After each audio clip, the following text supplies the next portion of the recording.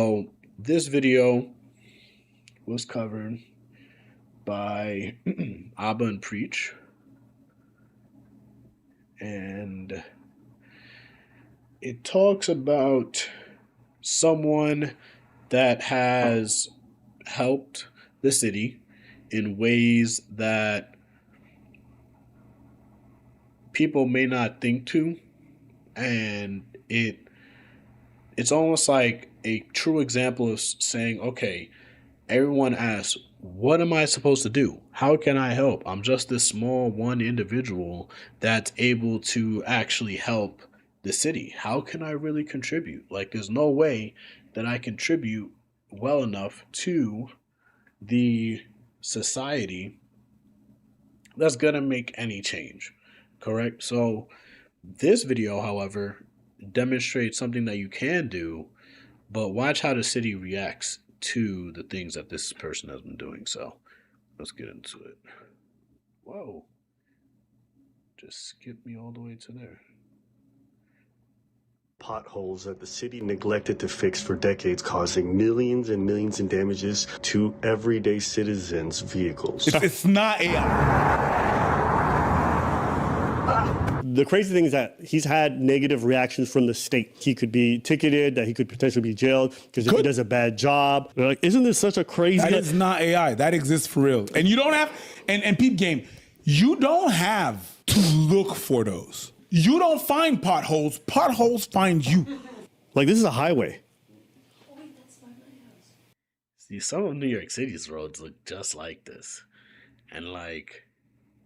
You know, there's certain parts of the country that are like a little bit ahead of us, or like you can kind of see where the trajectory of certain ideals can lead to. And I think this is definitely something that New York is definitely trending towards. And yeah. The tire, look, the rim. Look how deep these holes are. What is that? Whoa.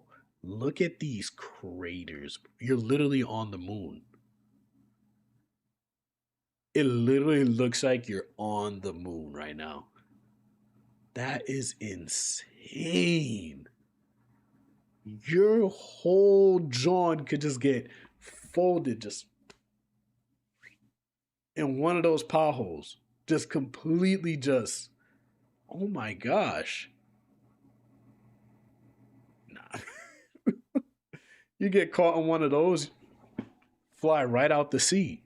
You kidding me? How is this a road in a first world country? I thought it was snow not picked up. It's the road. And I'm not gonna lie, I did laugh a little bit when they're like, hey, he might do a bad, the city does a bad job.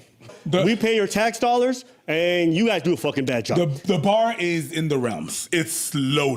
The turnaround from when they pave over something and to when it fucks up again is so short. This is still our city. We live here. We have to experience the streets. We have to deal with it. And the idea that someone's taking ownership and wants to fix things, I'm always going to say that because it's making the lives of everyone easier. But the idea that this man going around town, going around to all the most important parts of town, right?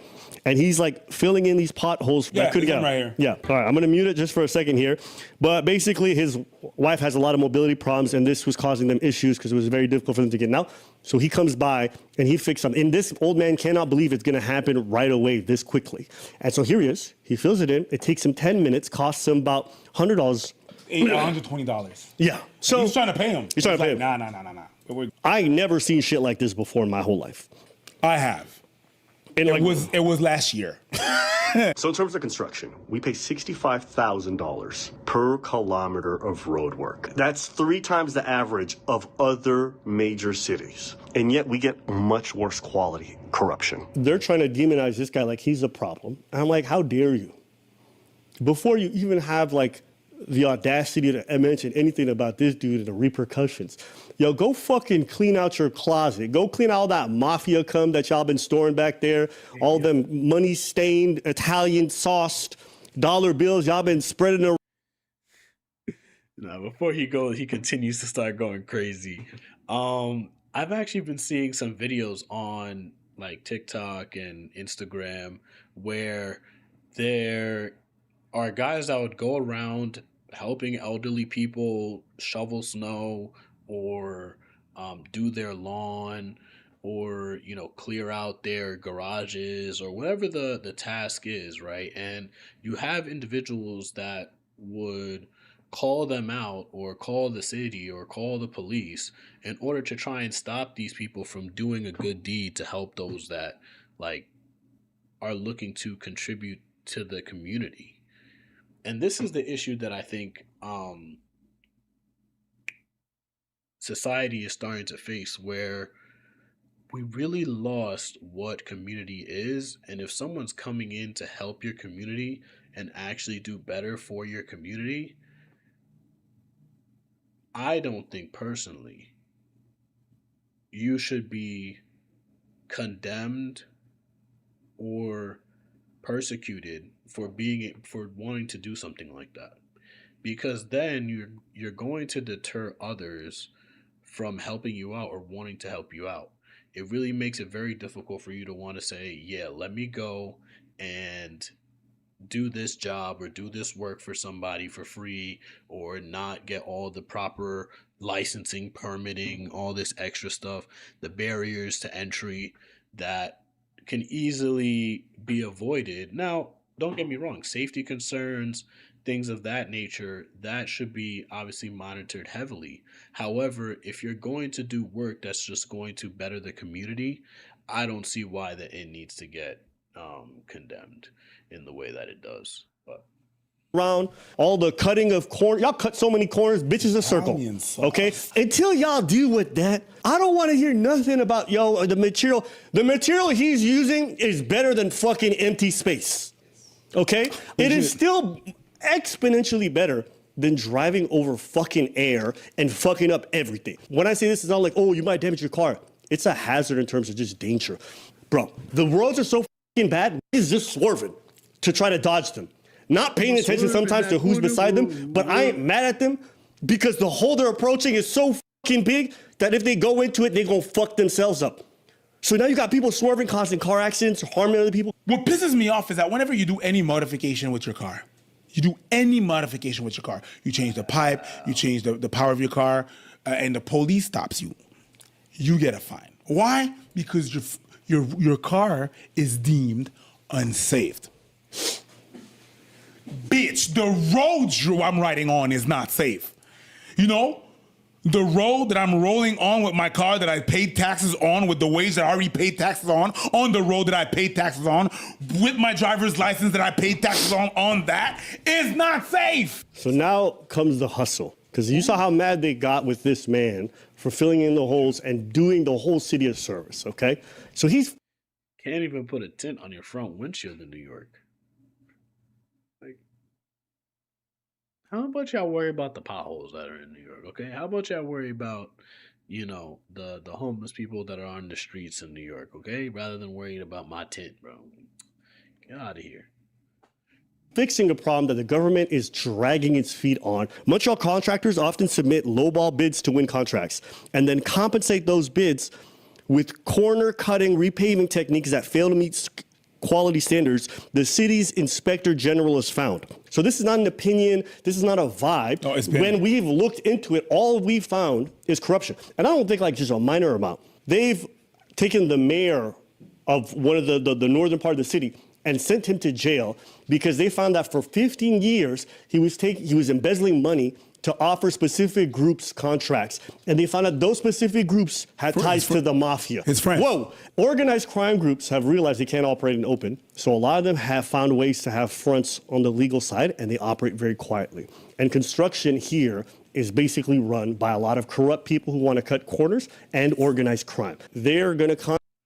Well, you see, I also think that, not only is it potential corruption or politicians that are trying to leverage their power in order to make extra money, I do think it's that to a degree, but I also think you see, it kind of almost works hand in hand, where the policy that you're putting in place almost forces you to assign particular contracts for certain things, or assign for funding to go into certain areas, and then it starts to affect the city in other ways that are small, that can, build up incrementally, and you can kind of slightly ignore from time to time unless it's causing like a major emergency threat or risk. And that's where I think it starts to become very gray area, because now you're like, okay, if you sense that the city has been moving in this way for this long and this period of time, even with, let's say, a potential rotation of politicians, how do you even get out of that loop? Like, that's the overall question, is that how do you get out of that so that the city can start turning into the right direction? And I think it starts to come down to the base of what the city is about.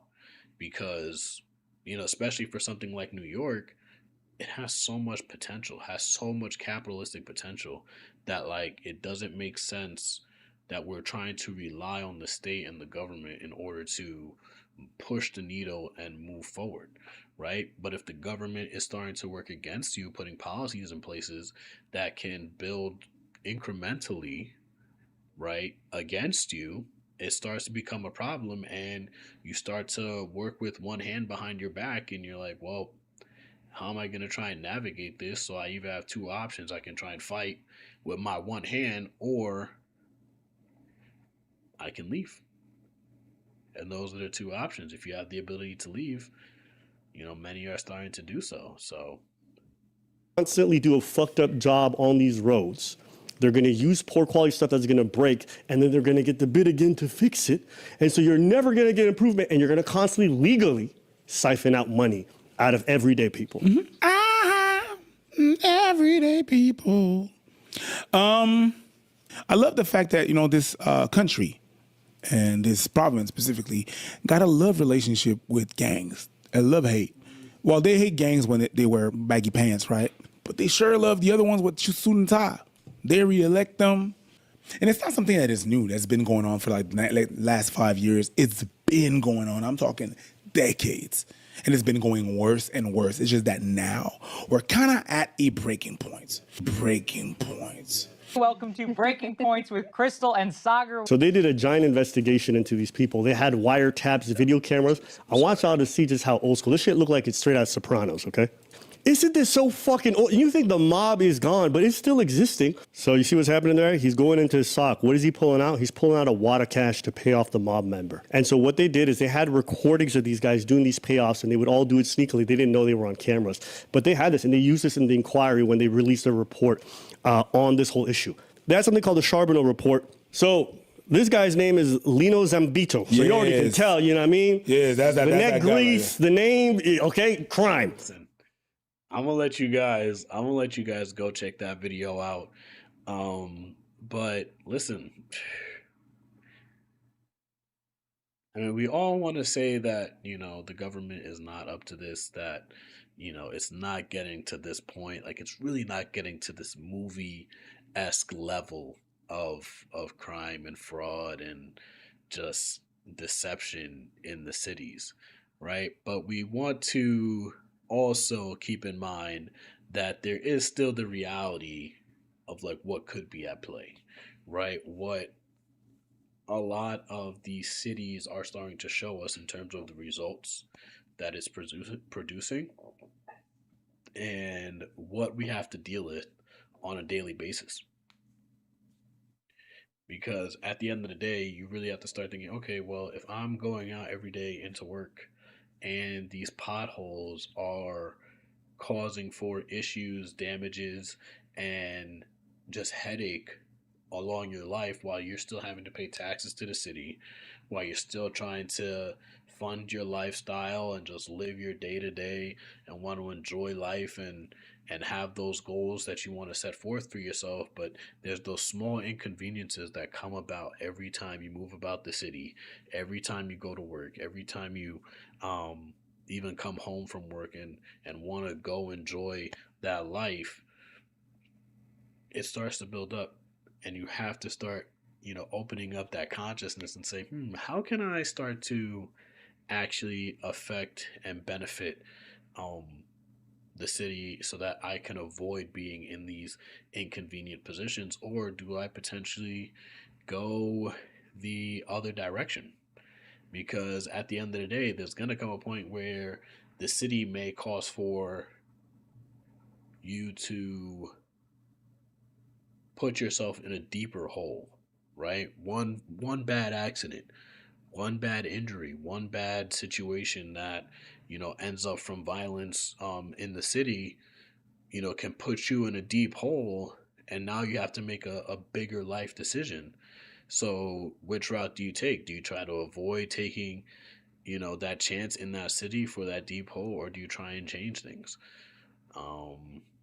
But there's a lot of ways that people get into debt, and there's a lot of ways that not only the city, but sometimes us as individuals can cause for debt to be a part of our situation.